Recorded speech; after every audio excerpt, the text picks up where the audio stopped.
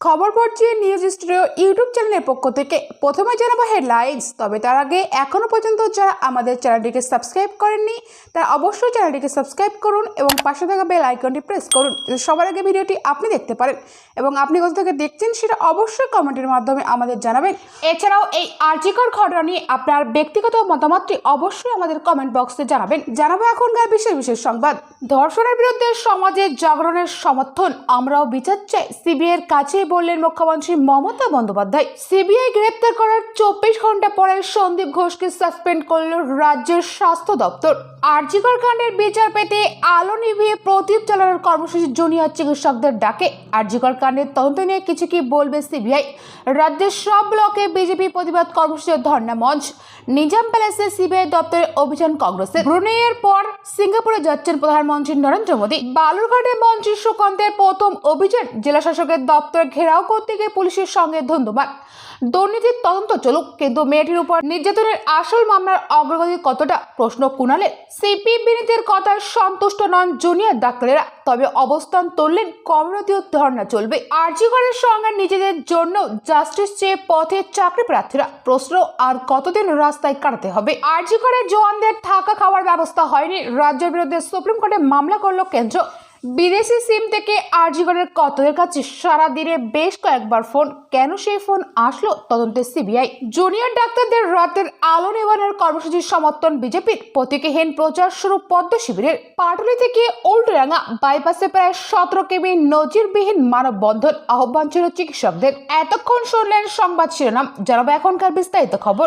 আরজিকরের আন্দোলনকে সামনে রেখে মুখ্যমন্ত্রী মমতা বন্দ্যোপাধ্যায়ের পদত্যাগের দাবি তুলেছেন বিরোধীরা। রাস্তায় রাস্তায় ধর্নায় অবস্থানে মিছিলে প্রশ্ন উঠেছে তার প্রশাসনের বিরুদ্ধেও। মুখ্যমন্ত্রী অবশ্য সমালোচনার পরোয়া না করে রাজ্যের বিধানসভায় দাঁড়িয়ে বললেন, ধর্ষণের বিরুদ্ধে সমাজে এই আলোড়ন, এই জাগরণ ভালো বিষয়, এমনটাই হওয়া উচিত। আমিও ওই আন্দোলনকে সমর্থন করি, আমিও বাকিদের মতোই সিবিআইয়ের কাছে ওই ঘটনার সুবিচার চাই। গত মঙ্গলবার বিধানসভা বিশেষ অধিবেশন ডেকে পাশ করা হয় ধর্ষণ বিরোধী অপরাজিত মহিলা এবং শিশু বিল 2024। সেই বিল প্রসঙ্গে মমতা প্রথমেই বলেন, দেশের প্রধানমন্ত্রী যা পারেননি আমরা তা পারলাম। আরজিকরের ঘটনার অবহে যে ধর্ষণ বিরোধী কঠোর আইনের দাবি উঠেছিল, মমতা তার বক্তৃতায় বলেন, আজকের দিনটাই ঐতিহাসিক। 1981 সালে 13 সেপ্টেম্বর মেয়েদের অধিকার সুরক্ষিত করার জন্য রাষ্ট্রসংঘের নারী বৈষম্যের বিরোধী কমিটি হয়। পরে মমতা বলেন, এই বিলও একটা ইতিহাস তৈরি করলো। দেশের প্রধানমন্ত্রী যা পারেননি আমরা পারলাম। প্রধানমন্ত্রী দেশের লজ্জা, উনি মেয়েদের রক্ষা করতে পারেনি, আমরা সেটা করে দেখালাম। গতকাল মঙ্গলবার অপরাজিত বিল পাশ হওয়ার আগে আলোচনা পর্বে মমতা সরকারের সমালোচনা মুখর হন বিধানসভার প্রথম বিরোধী বিজেপি বিধায়করা। বিধানসভার মধ্যেই তারা দফা এক দাবি এক মমতার পদত্যাগ স্লোগান তোলেন। পাল্টা জবাব দেন মমতাও। বিধানসভায় দাঁড়িয়ে তিনি দেশের প্রধানমন্ত্রী নরেন্দ্র মোদীর পদত্যাগের দাবি তোলেন। বিরোধীদের উদ্দেশ্যে তিনি বলেন, গুজরাট, উত্তরপ্রদেশ, অসম, মণিপুরে নির্যাতনের বিচার হয়নি কেন? আগে নরেন্দ্র মোদী পদত্যাগ চায়, তারপরে বাকি কথা। গতকাল মঙ্গলবার অপরাজিত বিল পাশ হওয়া নিয়ে 2 ঘন্টা বিশেষ অধিবেশন ডাকা হয়েছিল। সেই অধিবেশন উত্তাল হয়ে ওঠে বিধানসভায় শাসক বনাম বিরোধীদের বাকযুদ্ধে।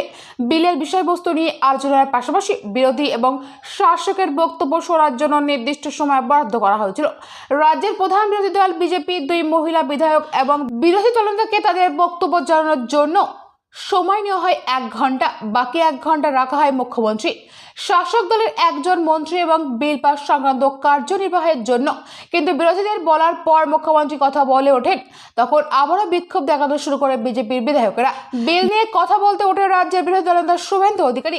একের পর এক আক্রমণ করেন মুখ্যমন্ত্রী মমতা বন্দ্যোপাধ্যায়কে।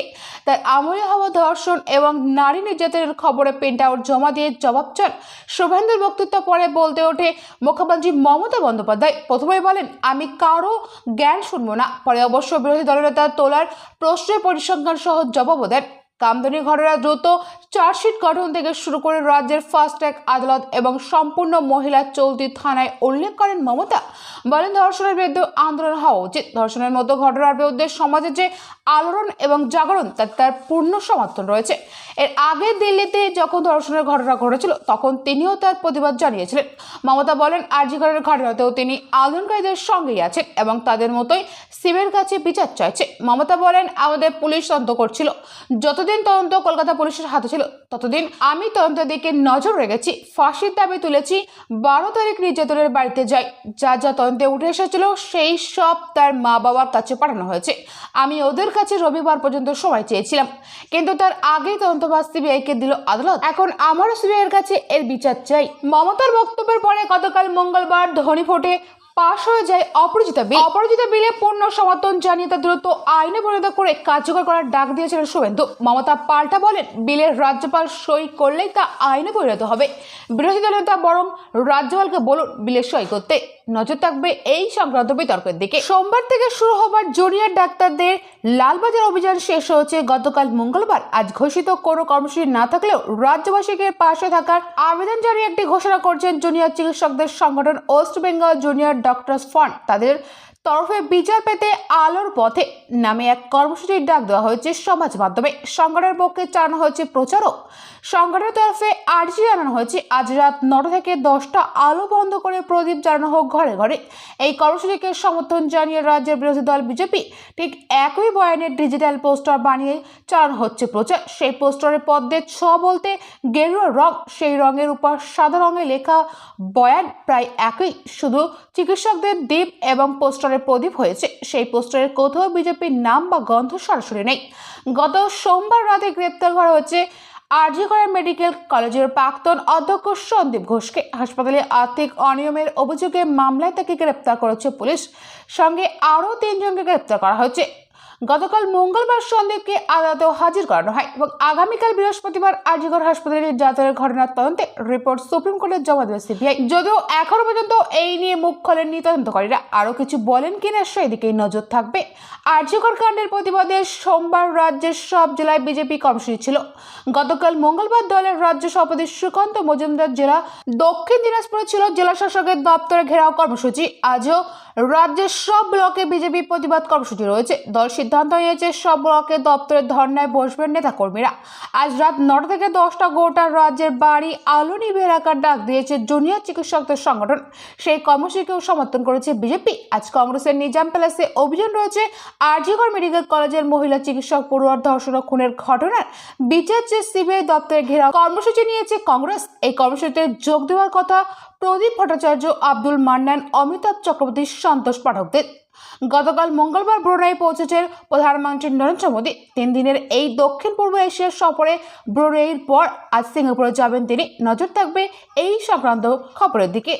বছরের পর বছর নিয়োগের দাবিতে রাস্তার ধর্ণা অবস্থানে কাটিয়েছেন তারা, কিন্তু এখনও নিয়োগের জট কাটেনি আন্দোলনকারী সেই চাকরি প্রার্থীদের। এবার প্রশ্ন, যোগ্য প্রার্থীরা আর কতদিন রাস্তায় কাটাবে? তাদের বক্তব্য, ন্যায় বিচার বা জাস্টিস তারাও পাননি। সেই চাকরি প্রার্থীরা এবার আরজিকরের ঘটনার উই ওয়ান্ট জাস্টিস বলে স্লোগান তুললেন। সেই সঙ্গে মিছিলে পা মেলাতে গিয়ে নিজেদের নিয়োগ সংক্রান্ত দাবিও জানাতে ভুললেন না। এতদিন বেশিরভাগ সময় চাকরি প্রার্থীরা তাদের নিয়োগের দাবি নিয়ে আলাদা আলাদা মিছিল করেছেন, কিন্তু আরজিকরের ঘটনা সবাইকে এক ছাতার তলায় নিয়ে এলো। গত মঙ্গলবার শিয়ালদহ থেকে যে মিছিল বেরোলো তাতে চাকরি প্রার্থীদের প্রায় সবকটি মঞ্চে একই ছাতার তলায় হাঁটলো। মিছিলের ব্যানারে তারা লিখেছেন বঞ্চিত যুব সম্প্রদায় রাজপথে একসাথে, পাশে লেখা আমার বোন তিলোত্তমার বিজয় চাই। মুখে কালি মেখে মিছিলে অংশ নিয়েছিলেন বীরভূম থেকে আসা মৃন্ময় মণ্ডল। মৃন্ময় বলেন, আমাদের প্রতি সরকারের যে বঞ্চনা রয়েছে সেই বঞ্চনার কালি মুখে মেখেছি।